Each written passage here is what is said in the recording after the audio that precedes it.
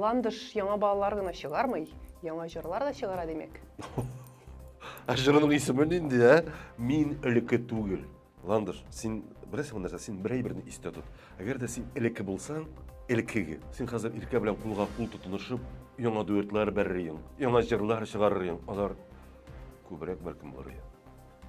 Бәлкем масыйды.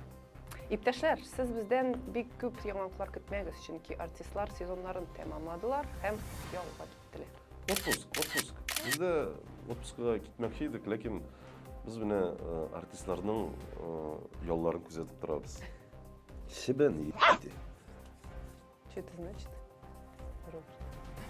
Бу сау булыгыз дигәнне аңлата. Сау булашасың. Сау булыгыз. Бүгенгә шулар. Ой, астан миңа өскә караганда, монда бер нәрсә асылынып тормыймы? Видимо, асланлык юганда. Асылынырлык әйбер юк. Килешәм, сау булыгыз.